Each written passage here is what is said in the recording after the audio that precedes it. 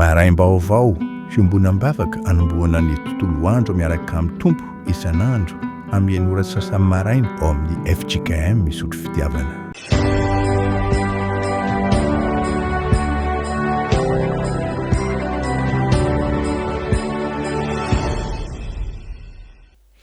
Riavana mirabantsika tonga soa indray atao anatin'izao fiaraham-bavaka izao ary dia manonona trany ny famindrampo ny fahasoavana ny fiadana avy amin'Andriamanitra iray sy Jesosy Kristy tompontsika. Ndeha hisaotra sy hideran'ny tompo isika amin'ny salamy faharoa manomboka eo amin'ny andinin'ny fahafito hatramin'ny faharoa ambin'ny folo. Salamo faharoa ny andinin'ny fahafito hatramin'ny farany. Mitsangana riavana aorian'ny vavaka vao hipetraka ianareo. Hoy ny mpanao salamo, ilaza zava-boatendry aho, Jehovah nilaza tamiko hoe zanako ianao, zaho niteraka anao androany. Mangata amiko dia omeko lovanao ny jentilisa ary ny farany tany ho fanananao. Ho torotoroinao amin'ny tehimby izy, toy ny famaky vilany tany ho amin'ny famotsamotsananao azy.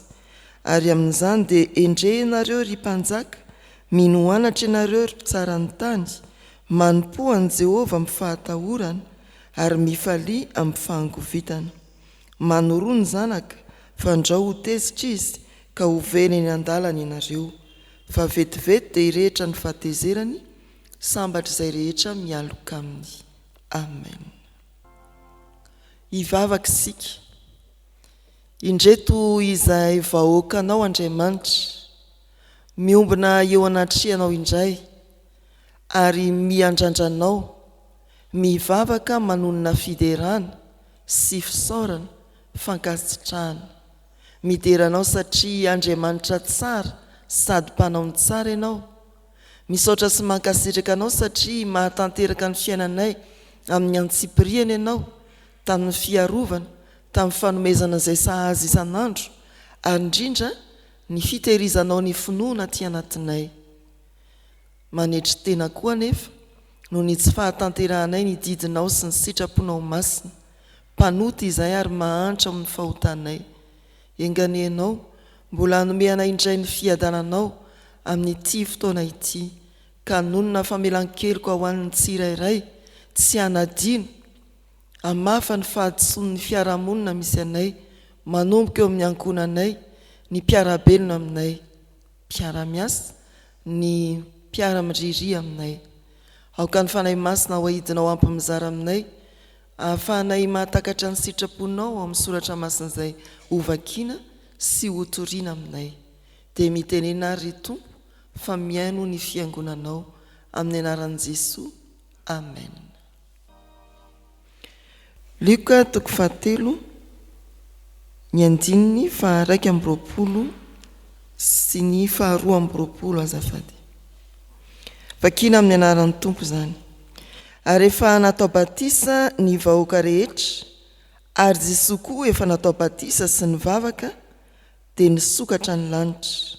Ary ny fanahy masina nidina teo amboniny, ka niendriny ty tahaka ny voromailala, ary nisy feo avy any an-danitra nanao hoe, ianao no zanako malalako, ianao no sitrako. Amen.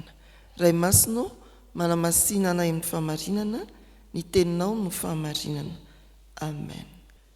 Eto afovoan'ny fiangonana tokoa ane ny Tompo aniraka ny fanahy masina hiasa ao anatintsika riavana. Filazantsara ka ny Luka toko fahatelo andininy faha 1:20 sy ny faha 2:20. Vao avy nandalo ny Pentekosta ny fiangonana ary miditra ao amin'ny vanim-potoana ny atao hoe Trinité. Ny tantara ny fanaovam-batisa an'i Jesosy dia anankiray amin'izay perikopa manambara ny amin'ny Andriamanitra telo izay iray. Jesosy natao batisa, ny fanahy masina nidina, ary ny feo avy any an-danitra izay feon'Andriamanitra manao hoe, ity no zanako malalako, ianao no sitrako. Ianao no zanako malalako, ianao no sitrako. Mbola fampianarana anankiray izay tsy tokony ho adoron'ny fiangonana koa mandrindra ny fanaovam-batisan'i Jesosy dia ny hoe, i Jesosy tsy amin'izay fisainana mahazatra antsika hoe Jesosy zazakely zany nentina atao batisa. Tsy fa raha mamaky ny 19:20 isika dia manodidina ny 70 taonany i Jesoa no natao nijanona mpanao batisa mialo indrindra ny irosony amin'ny raramasina na ny rany tompo azy. Izany koa dia zavatra tsy tokony madonotsika mikasika ny fanoloran-tenan'i Jesoa, ny fampianarana momba ny Trinité ao amin'ny fanaovam-batisan'i Jesoa, ny fampahafantarantsika fiangonana fa Jesoa mialoha ny atrehan'ny asany dia natao batisa aloha. Izany koa ry havana no hitarika antsika amin'ity afatra Andriamanitra ity. Jesoa sy ny asany fanahy masina tao aminy. Miampita amintsika fiangonana, ny fiangonana sy ny asany fanahy masina ao amin'ny fiangonana. Mpianatra sekoly alady zazalahy kely anankiray ary mpitendry zava-maneno reniny, hoe Dorcas sady mpitendry. Ity moa dia fotoana ho an'ny telotota fepizeda sekoly alady ary ny Dorcas. Tena nitsiritony mafy ny ahay hitendry. Rehefa avy mitendry reniny dia lasa mikarakara tokantrano any, dia lasa izy mba makeo amin'ilay zava-maneno, tendritendreny fahatany eo le bokotra be dia be, maka reny tsofiny.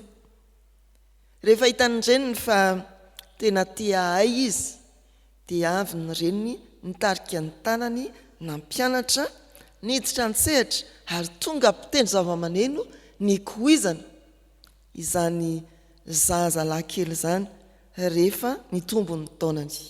Toy izany koa sika ry havana, dia hiaina finaritra dia vita zavatra tsara fa mandeha irery, manao tao foana eny arak'izay tiantsika hanaovana ny zavatra rehetra isika. Izany no ilantsika ny fanahy masina hiasa, tahaka n'ilay renim-pianakaviana nandritra an-tsehatra teo amin'ny zanany nangetaheta ahitendry zava-maneno, dia tahaka izany koa no hidiran'Andriamanitra an-tsehatra amin'ny alalan'ny fanahy masina hitarika ny tongotra aman-tanantsika ny momba antsika rehetra hiaina eto amin'ity izao tontolo izao ity ka hanao zavatra araka ny sitrapon'Andriamanitra. Miasa ny fanahy masina tao amin'ny Jesoa Kristy, mbola miasa ny fanahy masina ao amin'ny fiangonana. Miasa ao amin'ny fiangonana ao amino ny fanahy masina mampanetry tena azy. Andiny ny faraka amin'ny 20 dia hoy ny soratra masina amin'ny anaran'ny Tompo manao hoe rehefa natao batisa ny vahoaka rehetra ary Jesoa koa efa natao batisa sy nivavaka dia nisokatra ny lanitra. Jesoa miosina amin'ny vahoaka, Jesoa nanetry tena hatao batisa. Miasa amin'ny fiangonana ny fanahy masina. Amin'ny tantara fanaovam-batisan'i Jesoa amin'ny perikopa hafa dia nianahany janona mpanao batisa hoe ahoana tsy tokony ho zany hanao batisanao. Hoy Jesoa ekeo ihany aloha ankehitriny. Izay fanetretenan'i Jesoa izay nampiosina azy tao anatin'ny vahoaka ary tena nirosony teo amin'ny batisa dia ngeza be ry havana. Asan'ny fanahy masina ny mampanetry tenantsika ahafahantsika miosina ao anatin'ny vahoaka ary indrindra asan'ny fanahy masina ny mampanetry tenantsika hifandray amin'Andriamanitra bebe kokoa. Raha miteny hoe fanetretena ao amin'ny fiangonana sy manodidina ny batisa dia ao anatin'izany ny fibebahana tsy afaka misaraka. I Jesoa azy izay atao hoe torotoronina tamin'ny fanahy masina, tsy nanana ota, nanetry tena teo anatrehan'Andriamanitra. Ny rosy tamin'ny fanaovam-batisa ny janona, batisa ny fibebahana. Miasa ao amin'ny fiangonana ny fanahy masina mampanetry tena. Ho amin'ny fibebahana marina, etaeta ifandray amin'Andriamanitra, ary ho amin'ny fifandraisana amin'ny vahoaka, fidirana ao amin'ny fiainan'ny fiangonana. Indraindray dia mivavaka ny olona fa miolon'olona, tsy mifandray. Miteny sika hoe tsy mifankahita tsony ny mpianakavy amin'ilay miditra voalohany, miditra faharoa. Sasany ary dia manao fangalam-pery hoe ary ianao elaela tsy hita mihitsy ka za miditra voalohany foana, ianao ngamba faharoa. Indraindray faharoa dia ianao ngamba voalohany, izay tsy hifankahitantsika. rehefa atsona nefa fitsangatsanganana tena kianja be malalaka afatsika mifanerazera miosina mivaokan'Andriamanitra toantsika tsy ahosika latsinainy ny pentekosta dia fitsangatsanganana riavana fitaomanantsika tena hoe iaina ny asan'ny fanahy masina mampiombona mampanitry tena anysika mifampitatana ansika mifampiarahaba ansika miara-mihinana na iza na olona manahoana araka ny karazany avy misy ny mivavaka fa miolon'olona misy mivavaka fa tsy mibebaka miolon'olona tsy miosina amin'ny vahoaka ny soratra masina hoe natao batisa ny vahoaka rehetra ary Jesoa koa efa natao batisa sy ny vavaka Jesoa na dia tsy nanota aza tena nanetry tena ka nanaiky roso tamin'ny batisa ny fibebahana izany no ampianariny fanahy masina antsika riavana raha miasa ao anatintsika ny fanahy masina dia tsy olona miolon'olona isika fa miaraka amin'ny vahoaka ary tsy olona miavonavina isika fa manetry tena eo anatrehan'Andriamanitra fanetretena dia vokatry ny asa ny fanahy masina ao amintsika tsirairay avy midira eo amin'ny fiarahamonina tsy olona iolon'olona koa ianao any amin'ny sehatra metrahany tompo anao manatona n'Andriamanitra amin'ny fanetretena fibebahana marina hoy ny soratra masina raha misy 2 na 3 mivory amin'ny anarako ao afovoany ao amin'izay misy an'Andriamanitra misy fiombonana ao amin'izay misy ny fiombonana no misy an'Andriamanitra Matthieu 7:20 fa ny faharoa riavana ambaran'ny soratra masina no hoe dia nisokatra ny lanitra misokatra ny lanitra ho an'ny mino midina ny fanahy masina efa nitorotoroana tamin'ny fanahy masina i Jesoa tonga tamin'ny fanetretena izay tsy azontsika eritreretina fa mbola mitohy ny asan'ny fanahy masina rehefa natao batisa i Jesoa ny vavaka dia nisokatra ny lanitra no hoe nisokatra tsy hoe ny voa fotsiny fa tsy misy intsony sakana ary malalaka ny lalana sokatra ny varavarana mivoa ny varavarana inona mahasamihafa an'izany misokatra tsy misy sakana tsy misy elanelana malalaka ny lalana ny falalahidin'ny lanitra riavana dia ilay afatra voalohany teo ny fanetretena rehefa manetretena ny olona dia misokatra ny lanitra ary midina koa Andriamanitra mifandray amin'ny zanak'olombelona amin'ny alalan'ny fanahy masina ny fandraisan'Andriamanitra na ny sehon'Andriamanitra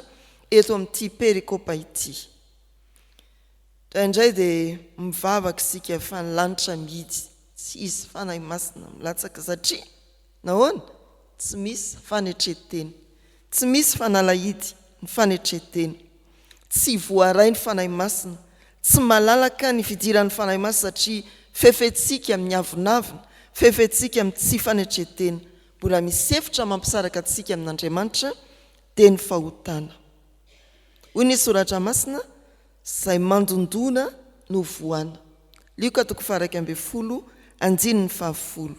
raha toa tsy mivoa ny lanitra raha toa tsy midina ny fanahy masina dia ianao no tsy nandondona ao amin'io Lioka 1:20 izay perikopantsika voatsela dia milaza hoe tsy mainky avany rainareo no hanome anareo ny fanahy masina rehefa mandondona isika amin'ny fanetretena dia misokatra ny lanitra ary midina ny fanahy masina miasa ao ny fiangonana manetry tena Andriamanitra manokatra ny lanitra ary manome ny fanahy masina zavatra fahatelo ao anatin'izao soratra masina izao dia ny asan'ny fanahy masina mampahafantatra antsika hoe zanak'Andriamanitra isika mampahafantatra anao hoe zanak'Andriamanitra ianao i Jesoa notonon'Andriamanitra taminy no hoe ianao no zanako malalako ianao no sitrako zanak'Andriamanitra vao miasa zay moa zany eo amin'ny 7:20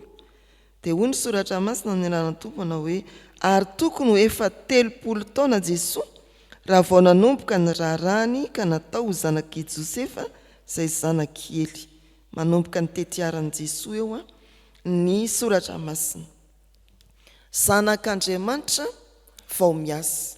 Ahoana ary zany eo amin'ny fiainan'ny fiangonana? Rehefa miasa nidina ny fanahy masina, ampahafantarany fanahy masina fa izasy ianao dia zanak'Andriamanitra. Zanak'Andriamanitra vao sekoly alahady, zanak'Andriamanitra vao dorikasy, zanak'Andriamanitra vao fipizeda, mpitendry, mpikirakira, fanamafisam-peo sy ny sisa sy ny sisa. Zanak'Andriamanitra ianao vao miasa. Tsy mandingana ry havana ny fandamina ny soratra masina, fa rehefa milatsaka ny fanahy masina dia eo no hanambarana aminao fa zanak'Andriamanitra ianao.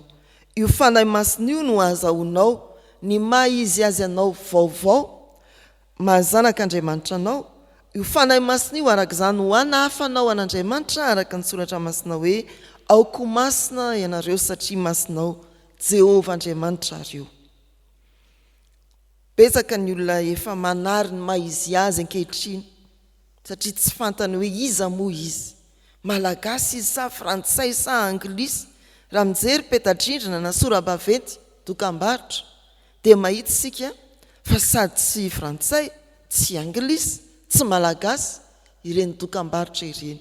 Ny sekoly aza moa dia tsy fantatra tsony, sady misy teny frantsay kely ny anarany, misy teny anglisy kely io, tsy hitatsony izy ianao.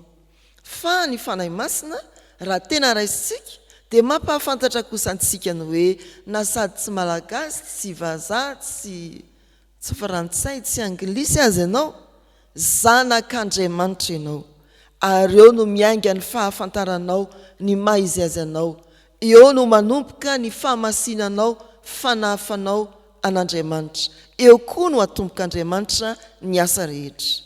Miainga eto amin'ity fiangonana ity isika, nanetry tena sy ny bebaka, no voan'Andriamanitra no sokafany lanitra nahidiny fanahy masina, ambara aminao anio, ambara aminao indray fa zanany ianao.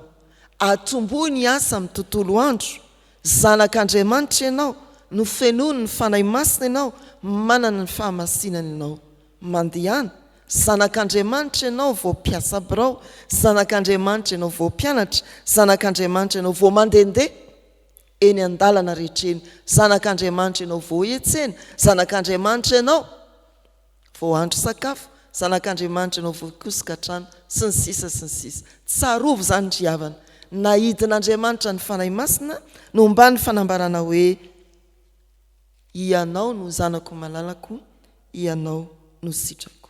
Ry havana malala, hiainga indray sika hiatrika ny fiainantsika ho fijoroana vavolombelon'ny Tompo, ilay niteraka antsika tamin'ity anio ity tamin'ny alalan'ny fanahy masina.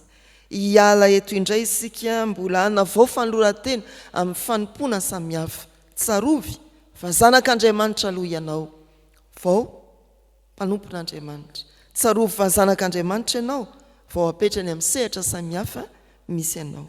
Ho an'Andriamanitra ny voninahitra isika dia sady mpanetry tena, hisokatra ho anao ny lanitra ary ho ankasitrahan'Andriamanitra ianao amin'ny fotoana rehetra satria zanany malalany.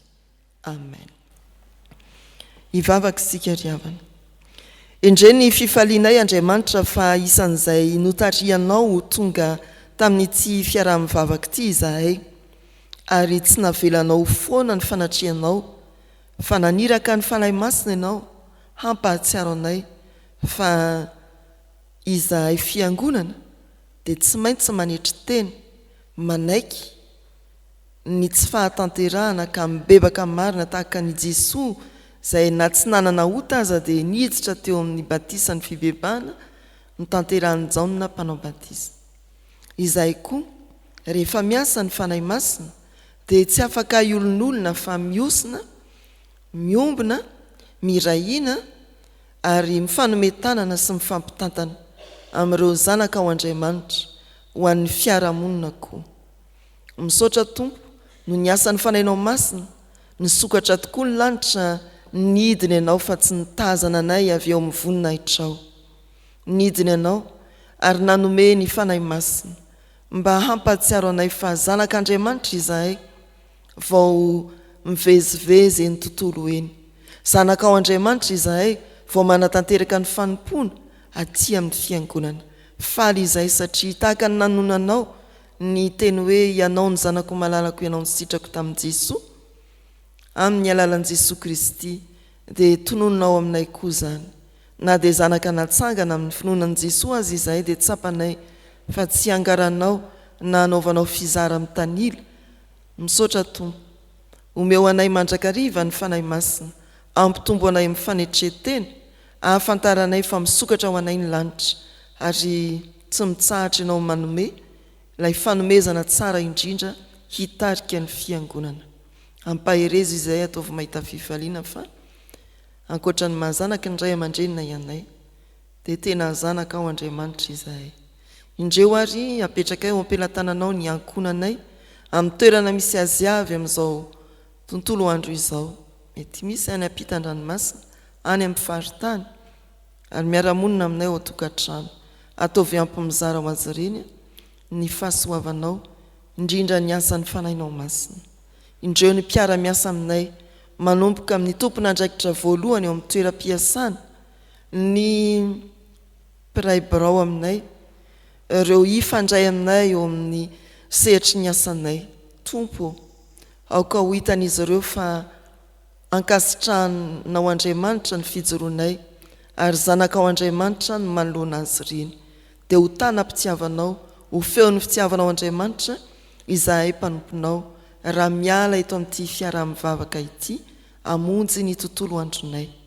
Apetraka eo ampelantananao ny fahasalamanay, ireo manary rehetra na iza na iza, ny adi-tsainay, ireo manana olana rehetra na iza, ny voafonja sy ny mpisehatra io nivon'ny fitsarana, mba handeha amin'ny rariny sy nitsiny ny fahamarinana.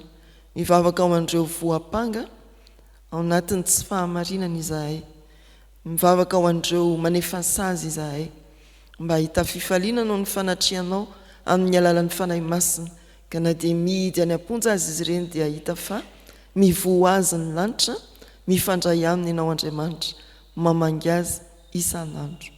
Apetraka eo ampelantananao ny firenenay, apetraka eo ampelantananao ny fiangonanao, ary mbola hiary azakazaka amin'ny fiangonana ianao, hikatsahana izay mahasoa sy mahatsara izao firenena izao. Tompo, ity fitandremana ity dia tonononay manokana eo ampelantananao, ny amin'ny asa rehetra izay kasaina, ny amin'ny asan'ny fanahinao masina mba tena anankero amin'ny kristianina tsirairay, tsy olon'olona izahay fa tena iombona, ary tena anana fanetretena lalina eo anatrianao, hibebaka amin'izay tsy fahatanterahana.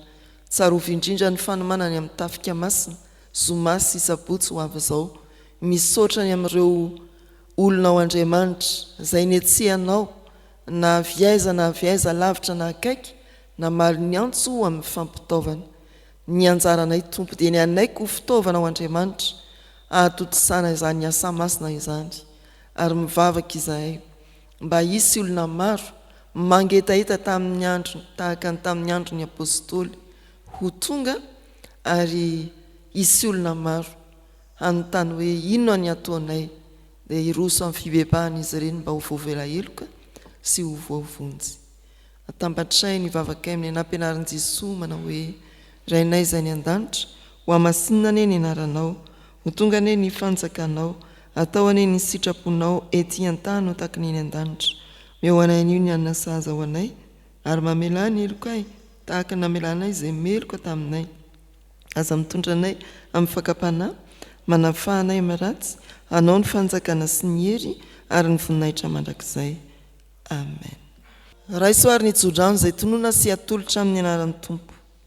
Ny fahasoavan'i Jesosy Kristy, ny fitiavan'Andriamanitra ray, ny firaisana amin'ny fanahy masina, ho aminareo sy ny ankonanareo, ny mpiara-miasa, mpiara-mianatra, ho amin'ny fiangonana manontolo hatramin'izao sy ho mandrakizay.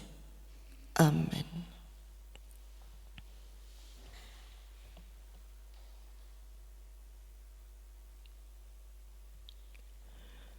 Ho an'Andriamanitra irery ihany ny voninahitra, amin'ny anaran'ny Ray sy ny Zanaka ary ny fanahy masina. Amen.